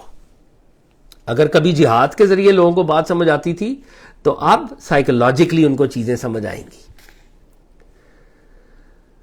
तो अल्लामा इकबाल कह रहे हैं, मगर क्या है state of the affairs in the absence of such a method. अब साइकोलॉजिकल अंडरस्टैंडिंग वाला कोई मेथड है ही नहीं आजकल मौलवियों के पास, अल्लामा के दौर के मौलवियों के पास भी नहीं था. तो अल्लामा इकबाल कह रहे हैं, in the absence of such a method the demand for a scientific form of religious knowledge is only natural. मौलवियों के पास, सूफियों के पास मेथड है नहीं मॉडर्न माइंड को अट्रैक्ट करने का. और मॉडर्न माइंड जब कहता है कि यार अब साइंटिफिक होगी चीजें, रैशनल होगी चीजें, हमें रैशनैलिटी और साइंस के प्लेन पर समझाओ, तो ये उनकी डिमांड बड़ी जेन्युइन है. तो हमें एड्रेस करना पड़ेगा. अगर हम एड्रेस नहीं करते तो इससे ये साबित हो जाएगा कि नाउजुबिल्लाह, इस्लाम तो रैशनली चीजों को एक्सप्लेन ही नहीं कर सकता, साइंटिफिकली एक्सप्लेन ही नहीं कर सकता. फिर हम for all times to come कौन सा मजहब हो गए. तो अल्लामा इकबाल कह रहे हैं, in these lectures which were undertaken at the request of the Madras Muslim association and delivered at Madras, Hyderabad and Aligarh, I have tried to meet, even though partially, this urgent demand by attempting to reconstruct Muslim religious philosophy with due regard to the philosophical traditions of Islam and the more recent developments in the various domains of human knowledge. तो अलामा के सामने मसला क्या दरपेश है, जमाना बदल गया है, जमाने में इस्लाम को डिफेंड करना है, इस्लाम के झंडे को बुलंद करना है. और टूल्स इस वक्त क्या है, टूल्स हैं जी फिलॉसफी, साइंस, साइकोलॉजी. میتھڈ مسلمانوں کے پاس ہے نہیں. تو علامہ اقبال کہہ رہے ہیں میں ایک ادنا سی کوشش چھوٹے سے لیول کے اوپر, حالانکہ یہ چھوٹی کوشش نہیں ہے ان کی, بڑی کوشش ہے, میں نے یہ اٹیمپٹ کی ہے. اس میں ایک ہیوملٹی کے ساتھ وہ بات کریں, میں نے یہ اٹیمپٹ کی ہے کہ میں مسلم ریلیجس فلسفی کو, جو مسلمانوں کا فلسفہ علم ہے, اس کو ریکنسٹرکٹ کروں, اس کو ری انٹرپریٹ کروں, اس کو رینوویٹ کروں, اور مسلمانوں کی ٹریڈیشن کو بھی نہ بھلاؤں. ایسا نہیں ہے کہ میں جب ماڈرن بات کروں گا تو ٹریڈیشن کو بھلا دوں گا, نہیں, ٹریڈیشن بھی بڑی اہم ہے. تو میں نے ریکنسٹرکشن بھی کی ہے اور فلوسافیکل ٹریڈیشنز آف اسلام کو بھی میں نے سامنے رکھا ہے, اور جو ماڈرن ڈیولپمنٹس ہیں ان کو بھی میں نے سامنے رکھا ہے. اور علامہ اقبال کہتے ہیں and the present moment is quite favourable for such an undertaking. علامہ اقبال کہہ رہے ہیں جس زمانے میں ہوں یہ زمانہ بڑا اپروپریٹ ہے, اس زمانے کے اندر یہ ریکنسٹرکشن کا کام ہو سکتا ہے. کیوں؟ Classical physics has learned to criticise its own foundations. اب یہ پھر بہت بڑی بات ہے جو علامہ اقبال ایک جملے میں کر رہے ہیں, لیکن ابھی کے لیے بہت ہی چھوٹے لیول پر اگر اس کو دیکھا جائے تو سائنس کی جو کوئین ہے وہ فزکس ہے, اور فزکس ہی ہے جو کہ اس کے اوپر لگی ہوئی ہے کہ جی کائنات کب پیدا ہوئی, کیسے ہوئی, کیا ہوا, فلانا, اور اس کے اندر جو بڑی تھیریز ہیں. تو فزکس یا سائنس فائنلٹی کا کلیم کر رہی تھی کہ ہم نے جو باتیں کر دی وہ فائنل ہیں. لیکن علامہ اقبال کے طور پہ جب آئنسٹائن آیا تو اس نے تو فزکس کی ساری فاؤنڈیشنز کو اڑا کے رکھ دیا. جو کلاسیکل فزکس تھی, جو نیوٹونین فزکس تھی, وہ تو کہیں اور کھڑی تھی. آئنسٹائن نے آگے اس کے نیچے سے قالین کھینچ لیا, فزکس کا رخ ہی بدل گیا. تو علامہ کہنا کیا چاہ رہے ہیں؟ کہنا وہ یہ چاہ رہے ہیں کہ سائنس کے لوگ جو کہ سال سال یہ کلیم کرتے رہتے ہیں ہماری باتیں فائنل ہیں, لیکن پھر کوئی آئنسٹائن آتا ہے تو پتہ چلتا ہے کہ وہ جو پہلی فزکس تھی وہ تو ساری غلط تھی, اب تو نئی باتیں ہیں. اکثر لوگ یہی کہتے ہیں نا, یار سائنس اس چیز کو پروو نہیں کرتی, آپ یہ بات کیوں کر رہے ہیں؟ تو علامہ اصل میں یہ اندیا دے رہے ہیں کہ بھائی سائنس بھی تو ہر 100-200 سال بعد چینج ہوتی ہے. ہاں 100 سال تک وہ کانسٹنٹ رہی, پھر چینج ہوگی. تو سائنس اگر چینج ہو سکتی ہے, ہوتی ہے وہ چینج, تو ہو سکتا ہے کل کو کوئی ایسا ٹائم آ جائے کہ جو مذہب باتیں کر رہا ہے سائنس سائنٹیفکلی ان کو ڈسکور کر لے. آج ابھی سائنس وہاں تک نہیں پہنچی, تو ہو سکتا ہے کل پہنچ جائے. سائنس یہ تو کلیم نہیں کر سکتی کہ مذہب غلط ہے, وہ تو خود چینج ہوتی رہتی ہے. جو خود چینج ہوتی رہتی ہے وہ کیسے مذہب کے مقدمے کو کوئی غلط ہے؟ یعنی سائنس خود جج نہیں بن سکتی. تو علامہ اقبال کہہ رہے ہیں یہ جو میں کام کر رہا ہوں, ریکنسٹرکشن اور ریلیجس تھاٹ, جو میں ریشنلٹی اور فلسفی اور مسلم ٹریڈیشن اور ان کو ماڈرن طریقے سے بیان کر رہا ہوں, یہ بڑا اچھا ٹائم ہے جس کے اوپر میں یہ بات کر رہا ہوں, کیونکہ سائنس کو بھی چوٹ لگی ہے تھوڑی سی. یہ تو سائنس بھی بڑی چودھری بنی ہوئی تھی, اس کو چوٹ لگی ہے. آئنسٹائن نے آ کے تو ان کے وہ نیچے سے رگ کھینچ لیا. Classical physics has learned to criticize its own foundations. As a result of this criticism, the kind of materialism which it originally necessitated is rapidly disappearing. تو آپ کو مطلب بہت ہی ایک ایلیمنٹری لیول کے اوپر فزکس مادے کا علم ہے نا, مادیت, مٹیریل, مادہ. تو مادے کی سینٹرالٹی تھی اور اس کی وہ جو سالڈیٹی تھی, اس کی سینٹرالٹی کہ مادہ سب کچھ ہے. لیکن جب E is equal to mc² آیا تو پتہ چلا مادہ تو انرجی بھی ہو سکتا ہے, وہ تو کنورٹ ہو سکتا ہے نور کے اندر. وہ جو بیسک ازمپشن تھی فزکس کی, جو بیسک اس کی ازمپشن جس پہ فزکس کھڑی تھی, وہ نیچے سے وہی نکل گئی. اور اب جیسے اسٹرنگ تھیری آ گئی ہے, کوانٹم میکینکس اور کوانٹم فزکس آ گئی, اب تو بالکل ہی, یعنی آج سے 100-200 سال پہلے جو فزسسٹ مادے کو یا ایٹم کو وہ حتمی مانے ہوئے تھے, وہ تو پتہ چلا کہ نہیں, ایٹم سے آگے کئی پارٹیکل ہیں, گاڈ پارٹیکل تک بات چلی گئی ہے.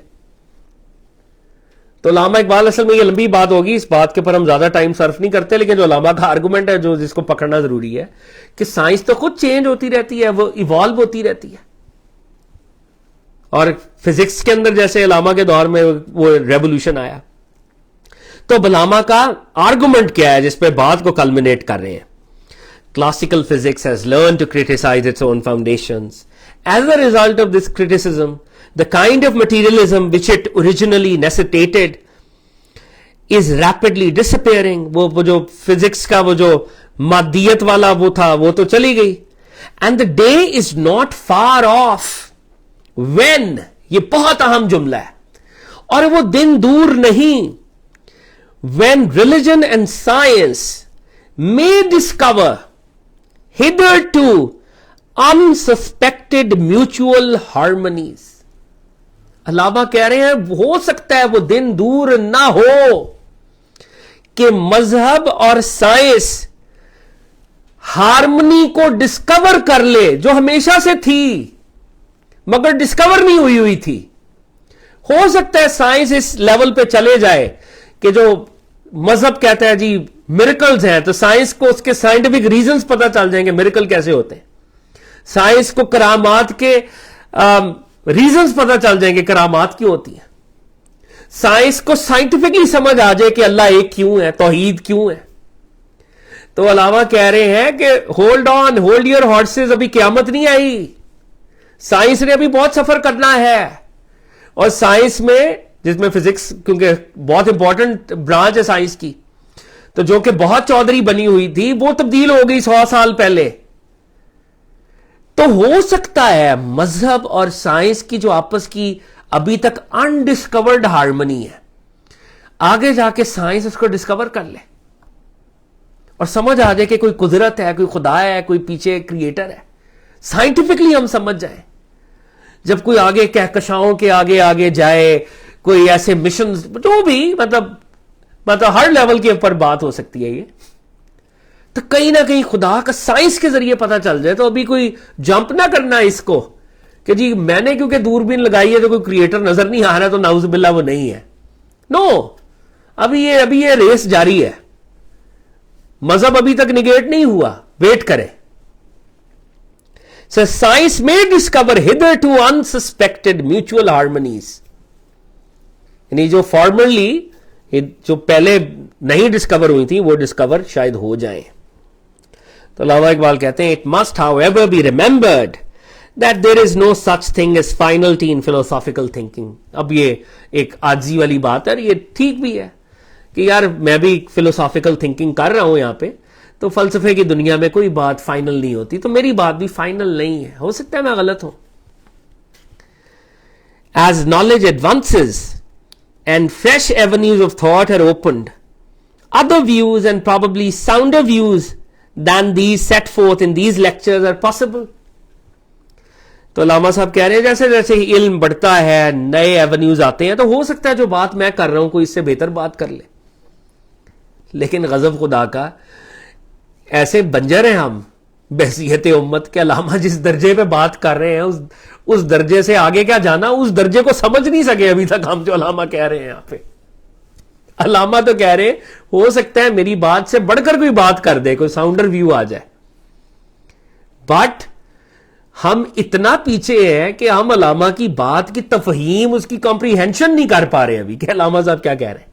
یہ کتاب جو ہے علامہ کی سب سے کم پڑھی جانے والی کتابوں میں سے کتاب ہے.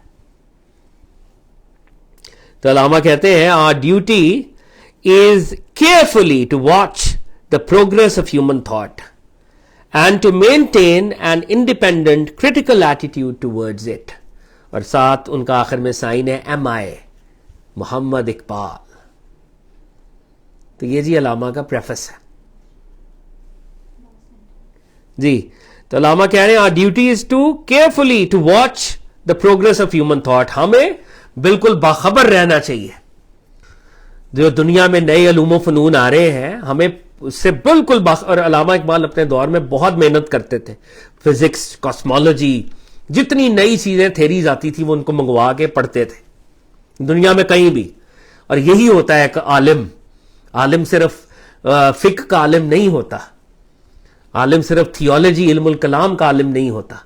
عالم جو مسلمانوں کا عالم ہے, جو امیر المومنین علی بن ابی طالب کی ٹریڈیشن کا عالم ہے, جو امام صادق کی ٹریڈیشن کا عالم ہے, وہ پھر تمام علوم کے اوپر وہ غور کرتا رہتا ہے، اور قرآن خود ہمیں یہ کہہ رہا ہے کہ غور کرو.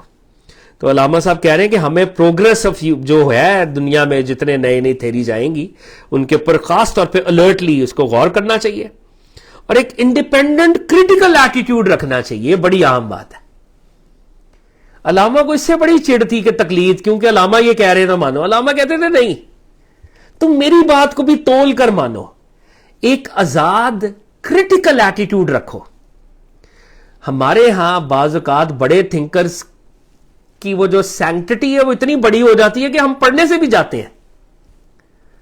اگر کوئی شخص علامہ کو پڑھنے کے بعد علامہ کے ایک فکرے سے ڈس ایگری کر لے تو علامہ کو کوئی پرابلم نہیں ہے. علامہ تو خود کہہ رہے ہیں انڈیپینڈنٹلی کریٹیکل ہو جاؤ، لیکن اگر بغیر پڑھے آپ کریٹیک کر رہے ہیں یہ تو بددیانتی اور خیانت ہے. تو یہ ہے جی علامہ صاحب کا ایک پریفس. انہوں نے خود ہمیں ایک بتا دیا ہے، Quran is a book of deed, it is not a book of ideas. Idea سے حکمت ملتی ہے، وزڈم ملتی ہے. ماڈرن مائنڈ لیکن اس وزڈم کو ایسے ریسیو کرنے کے لیے تیار نہیں ہے. ماڈرن مائنڈ کہتا ہے پہلے مجھے تم لاجیکلی ریشنلی بتاؤ گے تو پھر میں سبمٹ کروں گا. علامہ صاحب نے کہا پہلے وقتوں کے صوفیاء نے اچھا رول پلے کیا ہے اس لیول پہ، موجودہ دور کے صوفیاء نے کوئی نہیں رول پلے کیا. اور قرآن میں اللہ کہہ رہا ہے کہ تمہاری تخلیق اور تمہاری ریزریکشن وہ ایک ہی ہے اصل میں. یعنی تمہیں ایڈجسٹمنٹس کرنی ہوتی ہیں. تمہارے پاس جتنے ٹولز دستیاب ہیں تم نے ان ٹولز کو استعمال کرنا ہوتا ہے. تو موجودہ دور میں، علامہ کے دور میں اور آج کے دور میں بھی اب وائلنٹ طریقے سے تبلیغ نہیں ہو سکتی، جہاد یا تلوار کے ذریعے نہیں ہونی. Psychologically suitable, rationally suitable, scientific طریقے سے تبلیغ ہونی ہے. اور جس بندے کو ان ایشوز کا نہیں پتا وہ کیا مسئلے حل کرے گا، وہ اسلام کو کیا ڈیفینڈ کرے گا. اور جب ایک طرف مذہب کے طبقے کو انہوں نے چیلنج کیا، دوسری طرف سائنس کو بھی چیلنج کر دیا جاتے جاتے کہ بھائی سائنس والا تم لوگ بھی اتراؤ نہیں، تم لوگوں کے نیچے سے بھی قالین نکلا ہے تو تم بھی ذرا عاجزی میں رہو. اور اصل میں جو ایک عالم کامل ہے، کامل عالم ہے، وہ کیا کرے گا کہ وہ سائنس، فلسفی، مذہب کی ان باؤنڈریز کو اکٹھا کر کے ایز اے ہول دکھائے گا، ایک کل کی صورت میں، ایک ٹوٹالٹی میں وہ دکھائے گا. اور یہی کام ہے علماء کا کے کرنے کا. تو علامہ کا ہم یہ ویکلی انشاءاللہ سیشن کریں گے، ٹوائس اے ویک. کل ان کا جو پہلا خطبہ ہے نالج اینڈ ریلیجس ایکسپیرینس، انہوں نے بات ریلیجس ایکسپیرینس کی ہے نا شروع میں، تو وہ بتائیں گے کہ نالج اور ریلیجس ایکسپیرینس کا آپس میں تعلق کیا ہے. اور ایک مسلمان جو کہ پڑھا لکھا لرنڈ مسلمان ہے وہ سائنس، مسٹسزم، ان ساری چیزوں کو کیسے اکٹھا کر کے سمجھے. تو انشاءاللہ کل ہم اس میں سے کچھ دیکھیں گے. اگر بریفلی کسی کا کوئی کویشچن یا کامنٹ ہے میرے ساتھ جو لیپ ٹاپ پہ دوست ہیں تو وہ اگر کوئی کرنا چاہے تو ہم آغاز میں بھی ریکنسٹرکشن پڑھیں گے انشاءاللہ. پھر کسی ویک میں ایک آدھ پوئم میں پہلے سے آپ کو بتا دوں گا کہ کل ہم یہ پڑھیں گے، تو وہ سب ہم پہلے پڑھ لیا کریں گے اور پھر اس پہ بھی ڈسکشن کریں گے. لیکن ابھی کے لیے یہ پہلا خطبہ جو ہے ہم اس کو پڑھنے کی کوشش کریں گے. اینی کویشچنز اور کامنٹس تو آپ اگر کوئی کرنا چاہے. جی علامہ صاحب saying that آج کل کے جو ان کے دور کے جو مولوی ہیں یا صوفیاء ہیں جو ریلیجس کتابوں کی نالج رکھتے ہیں، ان کی نالج فلسفی، پوئٹری، سائنس یعنی اور ایریاز میں وہ نالج ایکوائر ہی نہیں کرتے. therefore they are unable to cater to the modern mind جو ان سائنسز کو پڑھتا اور سمجھتا ہے.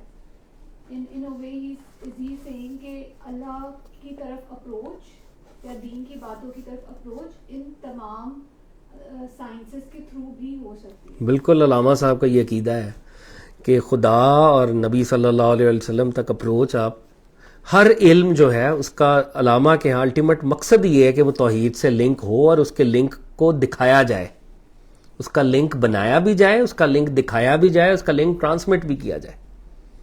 اور علامہ صاحب نے ایک جگہ غالباً جاوید نامے میں ان کا فارسی کا ایک شعر ہے، اس کا ترجمہ ہے کہ اس کائنات میں جتنا بھی نور ہے اور اس کے اندر ہیومن ڈیولپمنٹ، ترقی، یہ جو فزیکل لیول کی ہے اس کی بھی بات وہ کرتے ہیں. اس کائنات میں جتنا بھی نور ہے وہ پروفٹ صلی اللہ علیہ وسلم کے صدقے ہے یا اس کی تلاش میں ہے، ان کی تلاش میں ہے. تو جو شخص بھی فزکس، کیمسٹری، بایولوجی، زوالوجی، جتنے علوم ہیں، وہ جب بھی ان میں سے بھی گزرے گا اور ایک ڈیپ قسم کی ریفلیکشن کرے گا علامہ کے ہاں، وہ خدا تک اور آف کورس پھر پروفٹ صلی اللہ علیہ وسلم تک ہی پہنچے گا. تو علامہ کے ہاں تو سارے علوم و فنون اصل میں ایک سائن ہی ہے ڈیوائن کو ڈسکور کرنے کے. علامہ یہ کہیں گے کہ سائنس بڑی اہم ہے، اور سائنس کو کیوں ہم سیکنڈری امپورٹنس دیں. اور وہ کل جیسے خطبے کو جب ہم پڑھیں گے تو وہ تو کہیں گے قرآن کی تو خود سائنس جن چیزوں کے اوپر بیس کرتی ہے آبزرویشن، تو قرآن تو خود جگہ جگہ. اور وہ جس طرح بتائیں گے کہ گریک فلسفے میں کچھ پرابلمز تھیں، کچھ گریک فلاسفرز تو اس دنیا کو اصلی سمجھتے ہی نہیں تھے، تو وہ تو کہتے تھے کہ بس مراقبے، میڈیٹیشنز کرتے رہیں آپ، اپنی وہ جو دوسری عالم مثال ہے اس کے پر غور و فکر کریں. یہ تو دنیا اس قابل ہی نہیں ہے کہ اس پر غور و فکر کیا جائے. لیکن قرآن تو کہہ رہا ہے میرے پہاڑوں کو دیکھو، میرے دریاؤں کو، میرے سمندروں کو، سورج چاند ستاروں کو. یہ تو فزیکل فینومنن ہی ہے نا. اسی فزیکل فینومنن سے جیولوجی، فزکس، یہ سارے سبجیکٹس ان سے لنکڈ ہیں. تو قرآن تو علامہ صاحب کہتے ہیں کہ قرآن تو شہد کی مکھی تک کو کہتا ہے کہ اللہ کہتا ہے یہ میرا ایک سائن ہے، اس کو میں وہی کرتا ہوں. تو اگر کوئی مکھی پہ غور کرے گا تھرو زوالوجی کے لینز، وہ تو اس لینز سے بھی خدا تک ہی جانے کی ہے نا. تو آپ علم کے جس رستے میں اسپیشیالٹی اختیار کرتے ہیں، وہ رستہ در حقیقت آپ کو خدا تک ہی لے کے جانا چاہیے. علامہ اقبال کہنا یہ چاہ رہے ہیں کہ مادی علوم غیر اسلامی نہیں ہیں، وہ بھی بڑے اہم ہیں. اور مادہ پرست سائنسدانوں کو یہ کہہ رہے ہیں کہ روحانی علوم بھی ہوتے ہیں، ان کو ریجیکٹ نہ کرو. دونوں علوم جس کے پاس آئیں گے اور جو دونوں علوم پر فوکس کرے گا، اصل میں وہ ہے انسان کامل. وہ ہے جو پھر کسی درجے میں علامہ صاحب خود ان کا یہ حال تھا. ویسٹرن لٹریچر پڑھا، ویسٹرن فلسفی پڑھی، ایسٹرن فلسفیز، اور مطلب میٹا فزکس، اور 7 زبانیں انہوں نے سیکھی ہوئی تھیں، 7 زبانوں کے ماہر تھے. عربی، فارسی، اردو، پنجابی، سنسکرت، جرمن. ٹھیک ہے نا. تو خود اتنے بڑے وہ مائنڈ، مطلب، اور انسان حیران ہوتا ہے. مطلب ہم اولیاء اللہ کی بات کرتے ہیں یا انبیاء کرام، یہ تو اسپیشیالٹیز ہیں. علامہ اقبال جیسے بندے کی لائف کو پڑھ کے بندہ حیران ہوتا ہے کہ کس طرح کا جینیس ملٹیپل لیولز کے اوپر. تو اللہ تعالیٰ ہمیں جی عمل کی توفیق دے. مغرب کا ٹائم ہے، ہم سب نماز انشاءاللہ ادا کرتے ہیں. آپ سب لوگ دوستوں سے ایک میں ضرور ریکویسٹ کروں گا کہ علامہ صاحب کے لیے ضرور فاتحہ پڑھیں اور ان کے بلندی درجات کے لیے دعا کریں. اللہ تعالیٰ علامہ صاحب کو اور جناح صاحب کی روح کو، ان سب کی ارواح پر اپنا کرم خصوصی کرے. ان ہستیوں نے ہمارے لیے بڑی ایفرٹس کی. اللہ ان کو ان کا ریوارڈ اس دنیا میں بھی ان کو مل رہا ہے ان کی نیک نامی کے ذریعے، اور آخرت میں بھی ان کے درجات کو بلند کرے. انشاءاللہ جی کل ہم دوسرے سیشن میں آپ سے ملاقات کریں گے. السلام علیکم.